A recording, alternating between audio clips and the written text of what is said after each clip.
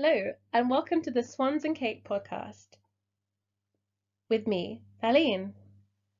This series is called This Is Me, and today's episode is called Let It Be. This week has been wonderful, but also a challenging one for me. I've been helping a new friend who's doing a health course. One of her modules is about significant life events. And we spoke about the 5 different stages of grief: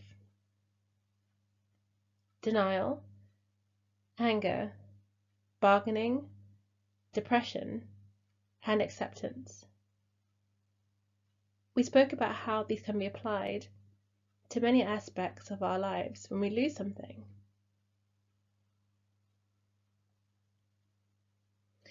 I've been at home in London for almost 5 months, and it's been a whirlwind.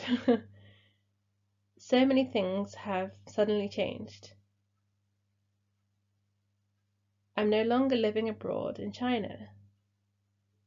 I'm single, and I'm starting my own foundation, baking a lot of cakes, running, rebuilding friendships, as well as many other things. Although I'm loving being back in London, and I'm so excited about all the new, exciting things that are coming up in my future, I'm starting to realize that the current chapter of my life is here. It's here in London. The last chapter, the China diary, I suppose, is finished, and it's time to move on. This week's episode is called Let It Be, and it's inspired by the Beatles song of the same name.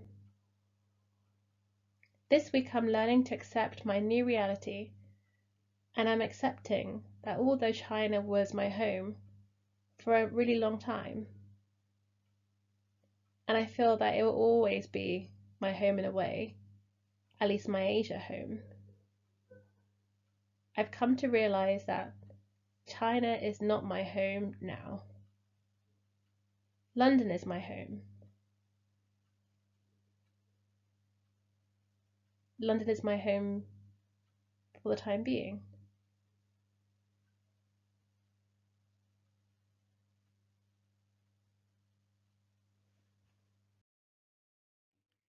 This week I went to central London and ate dinner with my friends in a restaurant called East Street. We were served by an amazing waiter who is a friend of a friend, and it felt so nice to do something normal. The restaurant is Pan-Asian and decorated with large signs in different languages, and they play Japanese anime in the background. As I sat there eating dumplings and sipping ramen, I felt transported into being in Tokyo. One of my favorite nights in Tokyo was finding a little ramen shop with my boyfriend at the time. We sat on these tiny swivel chairs and we drank beer from these tall glasses and sipped hot ramen from large bowls. We laughed and we just lived in the moment, surrounded by the flashing lights of Tokyo, sitting in a bustling kitchen. It was a wonderful surprise. After having the ramen, we stumbled across a number of bars and drank sake. We sang some karaoke and we danced until we felt hot.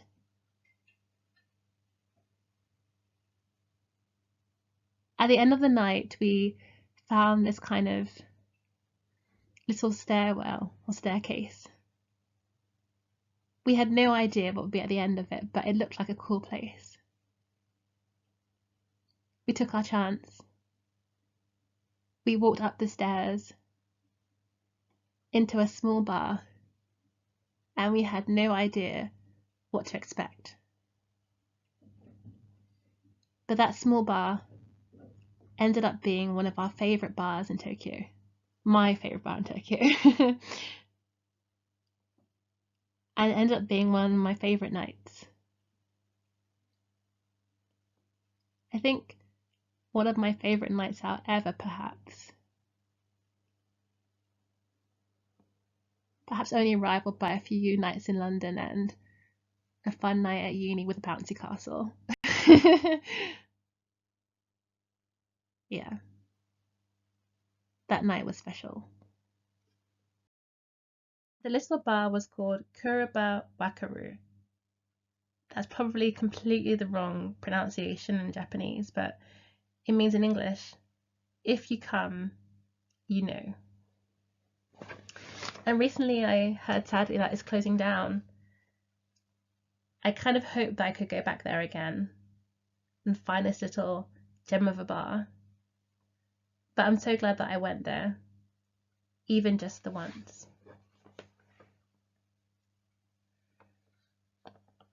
In the little bar there was a rather cool bar manager / owner who had a huge collection of music. He played Lizzo at my request and enjoyed dancing along to it. We met the wonderful Jason and many other locals at the bar. Yeah, we made new friends. I think Tokyo is one of my favorite cities in the world. It's a place where you can completely let your hair down, where you can dance dance all night long, and where you can eat the most amazing food. I've eaten the best sushi in the world in Tokyo. As I was sitting in the restaurant in London with my friends, I felt a sudden sadness. It kind of hit me that I wouldn't be having any more spontaneous Asian nights. Well, at least for a long time. No more singing karaoke in Wade's in Hangzhou. No more dancing shoulder to shoulder with businessmen in Tokyo. No more eating noodles at 3 o'clock in the morning by the roadside. I had been in denial about living in London. Somehow in my head, my life in Asia had only been paused. And I'd still hoped to go back there, even just for a short visit. But due to the current pandemic, this is looking very unlikely. Or at least very unlikely for a while. So my life in China ended. And not with a big party as I imagined, or with a bang. Instead, it came to an end with a sigh of sadness. Goodbyes were left unsaid. My bucket list trips left undone. My flat left unpacked.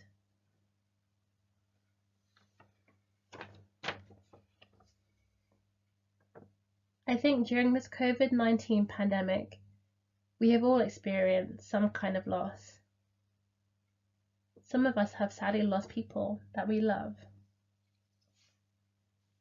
and people in our community. Many people have lost jobs. Others have lost hopes, or perhaps giving up on dreams.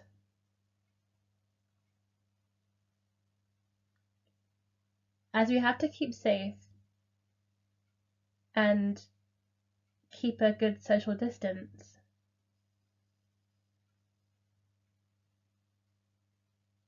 many people have had to stay far away from their family and friends.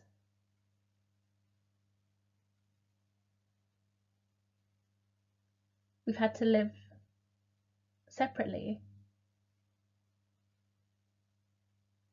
Separately, physically, at least. In the Beatles song Let It Be, they sing these lyrics. And when the broken-hearted people living in the world agree, there will be an answer, let it be. For though they may be parted, there is still a chance that they'll see. There will be an answer, let it be. One of my other favourite songs by the Beatles is the song Blackbird, in which they sing these lyrics. Blackbird singing in the dead of night, take these broken wings and learn to fly. All your life, you were only waiting for this moment to arise. Blackbird singing in the dead of night, take these sunken eyes and learn to see. All your life, you were only waiting for this moment to arrive. What is your moment? What have you been yearning for? What dreams have you put to sleep? It's time to awaken your secret dreams. Awake them and bring them into the light of day. Things have changed, and we have to accept that it may be a long time until things are back to normal. But let's make the most of what we have. Let's rise, let's fly in the middle of the night. Let's learn to see with new eyes.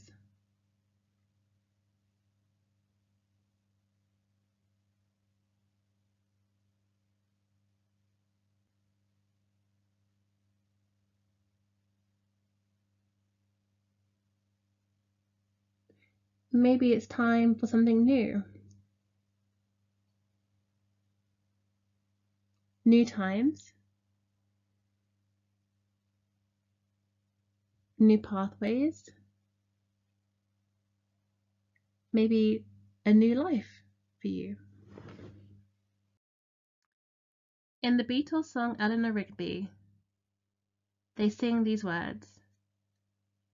Eleanor Rigby picks up the rice in the church where a wedding has been, lives in a dream, waits at the window, wearing a face that she keeps in a jar by the door. Who is it for? In the song Landslide by Stephen Nicks, he sings these lyrics. Well, I've been afraid of changing, because I built my life around you. But time makes you bolder. Children grow older. I'm getting older too. One day, this pandemic will end. There will be a vaccine or some kind of medication that we can take. Life will restart.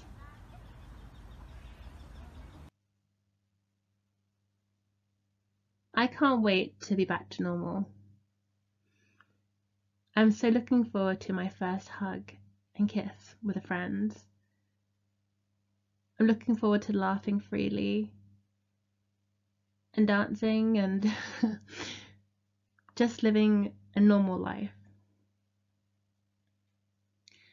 But I'm also totally embracing the change that I've seen. I feel liberated, and I can't wait to live my life just being me. I will no longer pretend to feel things I don't feel. I will no longer say things that I don't believe. I'll just be me, honest, transparent, and hopefully happy. Although during this period of COVID and this pandemic, I feel like I've lost so many things, I also feel that I've gained many things. I've gained a new confidence. I've gained some new friends. And I found so many new things that I love doing that I didn't know that I liked doing before. So, listener, I want you to have a think. What have you gained this pandemic?